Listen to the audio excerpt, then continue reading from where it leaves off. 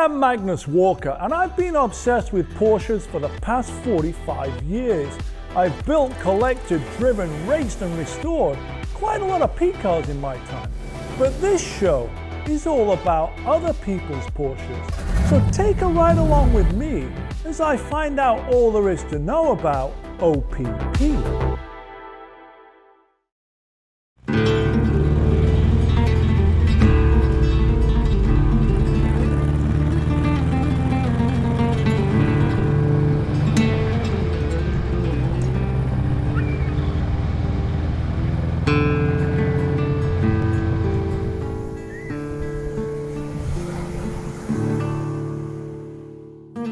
Top of the morning. Today I'm with El Viejo, El Jefe, Mark Pribanic right here. Morning, Magnus. How you doing, man? Doing well, thank you. Good. Let's do the Miami shake. Oh, yeah. 1, 2, 3, 0, 5. Boom. What's the Jacksonville area code? 904. You're local, right?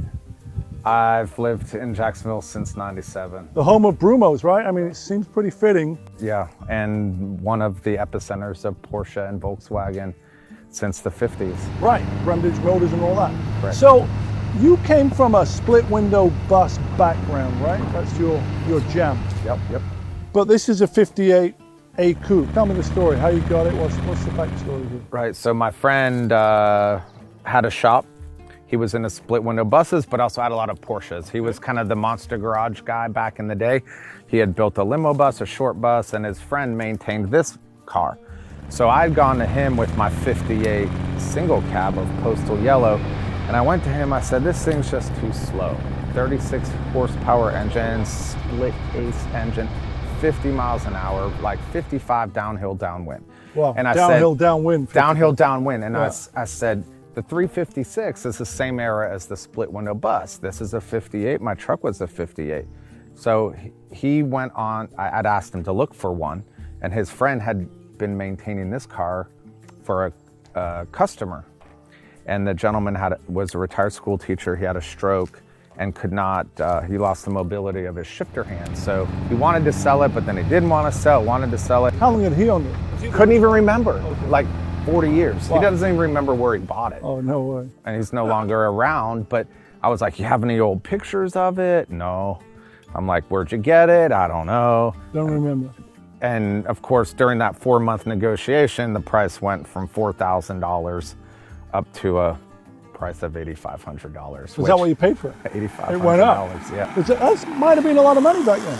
Well, I was 26. That was a lot of money for me. Yeah. I was in graduate school trying to finish my master's in business. Wow. Was it a smart business move for you? I think so. Memorable moments 25 years later. If you base it off of the Haggerty price guide, I've done very well. I never look at that. I invest in what I call smiles per mile and memorable moments. And I believe you're the same. Haven't you done over 300,000 miles on this car? Yeah, 330,000 plus. Do you even know how many miles are on the car? All I know is the odometer read 41,000 when I bought it. That could have been 141, 241. Probably was 141, but when I took it to bare metal, the car was really rust free. What color was it when you got it? Ruby red, which is like a burgundy marine. That was color. The original color?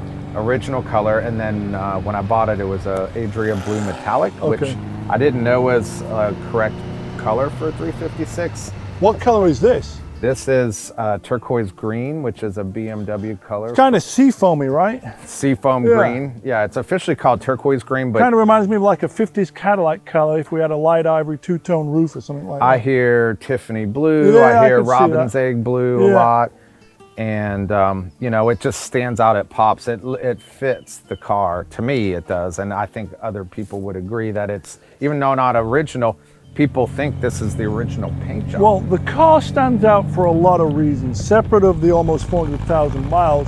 Visually, it stands out in this color, but what I love about it is all the patina, the rust, the cracks, the broken lenses, the busted horn grills, the rusted door panel and rockers and A-frames. Tell me what you love about the car. The best part of it is why hopefully any Porsche owner buys a Porsche is to drive it and put miles on it and to enjoy it on the road. Whether you're in the mountains or on the beach or you're just taking your family to a park. So you put probably 10 times more miles on this car than most ever would.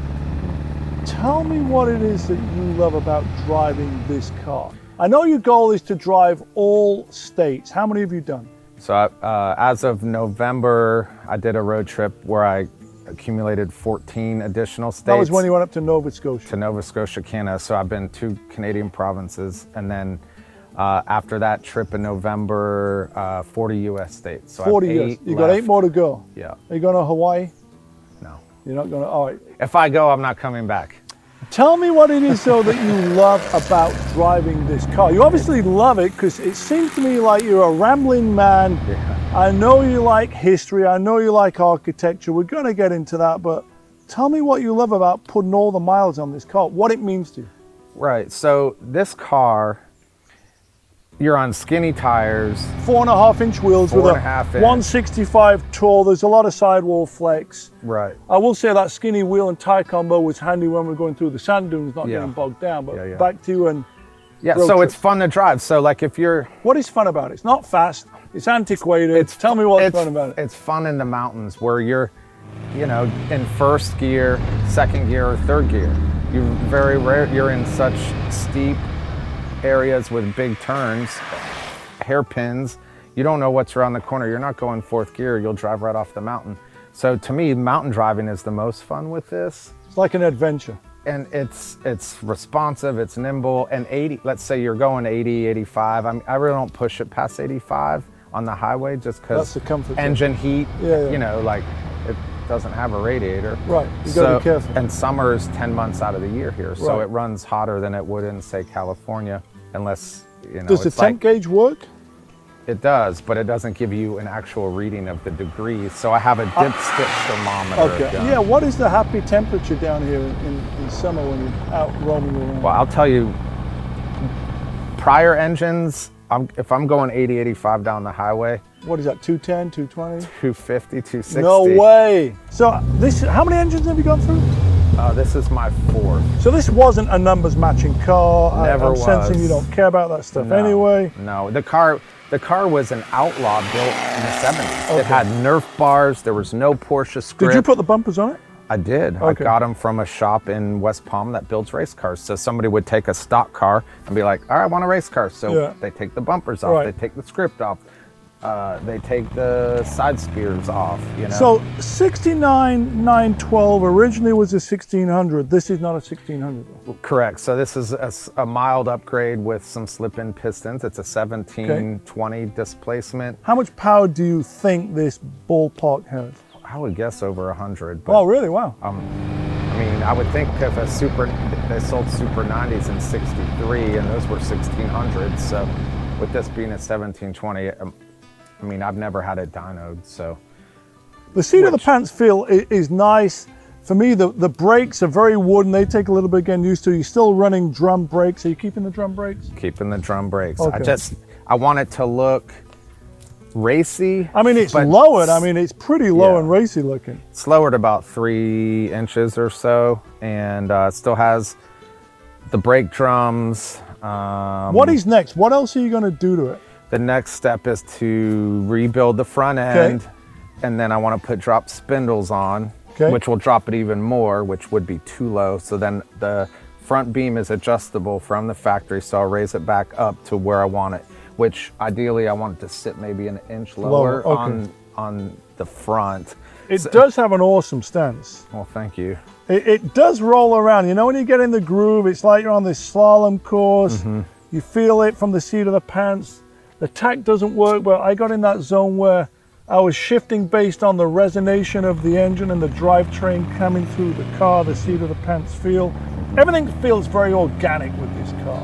I know there's a great story to this car, which we're going to tell pretty quickly. 2015 Rennsport reunion, without going into too much detail. On the way to Laguna Seca, I'd arranged a drive.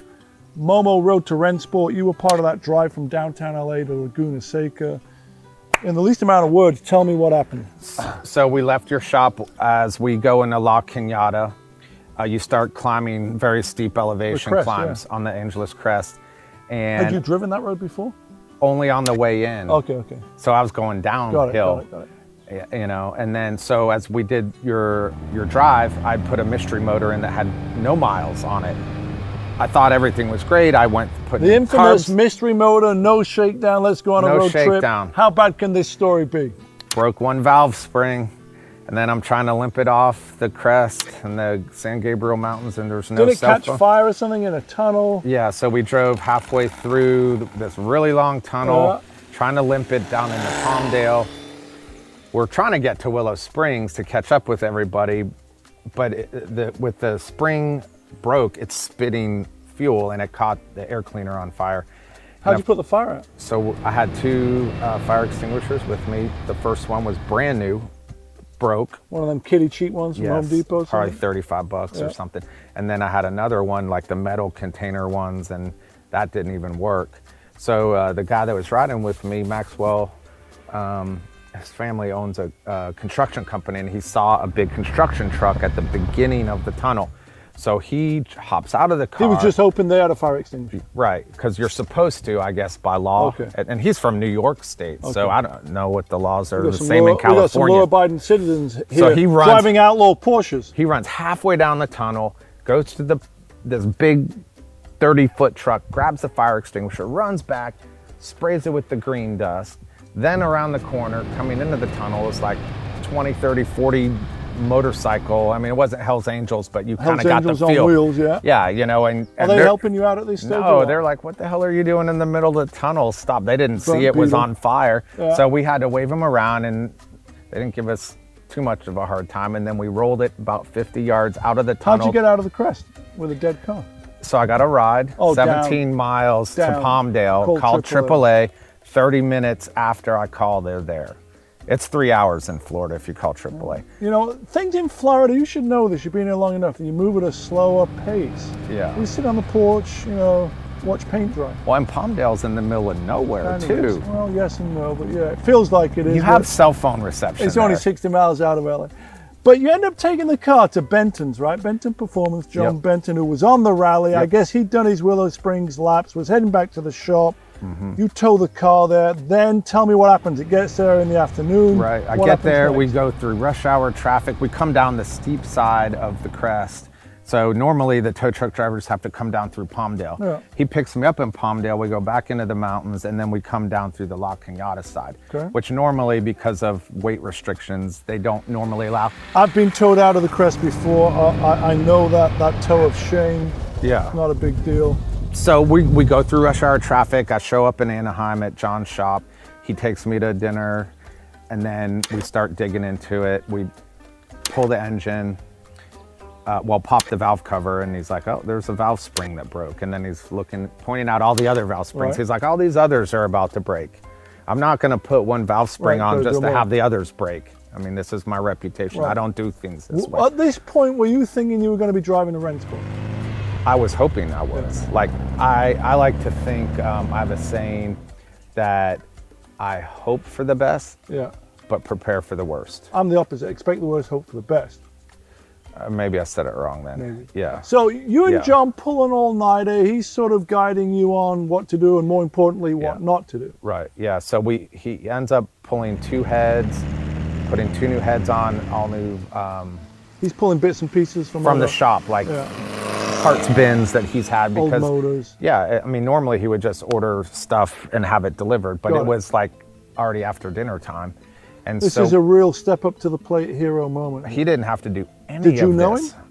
Only through Instagram. Okay. I'd only met him that weekend for the first time. So you and John end up pulling the all-nighter, and you get Right. the car running the next day? Right. So John's, I still love this saying. He was like, don't do anything unless I tell you to do it. Like if you start tearing the carburetor apart without me telling you, I'm gonna have you put it back. And then I'm gonna tell you to take it apart again. He's like, you're doing it my way, and basically you're my helper. I'm gonna do all this for you, and you're gonna do some of the grunt work, and I'm gonna tell you what to do. But don't do anything unless I tell you to do it. And that's what I did. And so I have this picture of John. It was like 2 or 3 in the morning, and we were sitting on his shop floor, and he had some pizza from lunch, and he's just taking this big old plate of pizza. Like you could see how worn out he was. He didn't have to do any of this for me, but he did. And Why do you think he did it for you? I think because my gut feeling is because I came from the East Coast. I wanted to You're on this participate. journey. Right. I wasn't, and I was somebody who drove the car, Yeah. you know, like I'm not some guy that's just stroking a check for Got it, somebody got to it. fix it. Like I'm a The goal is you got to get to Laguna Seca. exactly. So he gets me back on the road about 8:30 in the morning. How did that feel 24 hours later? Oh my God, amazing! Unbelievable. Because when I pull into Laguna Seca, You were the I s- hero. Well, and I remember seeing the guys from Momo Yeah. and the tequila company. Oh, yeah, yeah. They give me the hard luck award Oh, and yeah. a bottle of tequila. I think it was tequila. And then I see you, and you're like, "Hey, man, I heard," and you know, and then. Harris Snodgrass is calling me. He's like, "Hey, where are you at?" He's already at Willow Springs, so this was earlier in the day. He's like, "Everything okay? You need anything?" And I'm at John's shop by this time, like getting greasy and dirty. This is a Porsche good luck story of like-minded enthusiasts coming together to get you back on the road. and don't Ultimately, don't that's the give up. greatest thing. Yeah, And don't never give up. Never give up. I 'cause think if- this car's a good example of never giving up. It's If got you- the battle scars and everything to show it. I mean, there's times things happen, you know, like a fuel filter gets clogged or a fuel line breaks or your air cleaner catches on fire. The point is to be prepared by carrying the right parts. What do you carry with you on these road trips? The 7,000-mile trip to Canada, what did you take with you? What are you taking? Well, I've had very few problems since 2018. So I didn't carry my normal parts stash, which What would the normal part stash be? spare generator, spare distributor, with coil or a condenser, spare coil, oil, obviously all your tools, your jack stands. Let's see what you got here under the hood.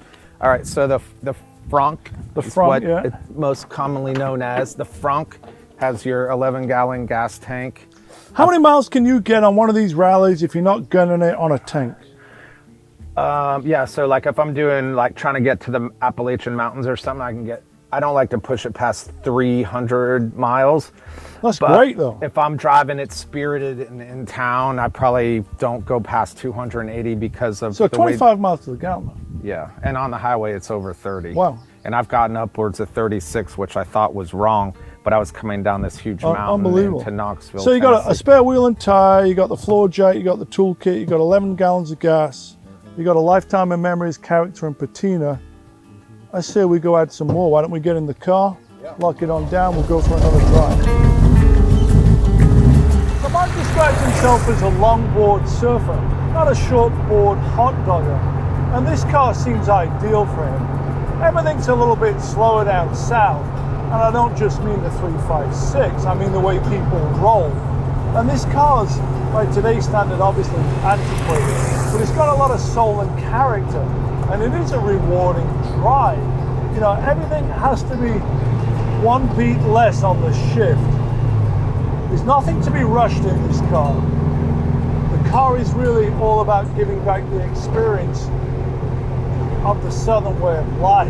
In a way, the car is very fitting for the Southern lifestyle of laid back character, soul. This car sums up everything I always talk about that I love, like my favorite pair of old shoes, my favorite pair of broken in jeans. It feels comfortable. And I'm just super happy that he's allowed me to get behind the wheel down here in Amelia Island and just experience it.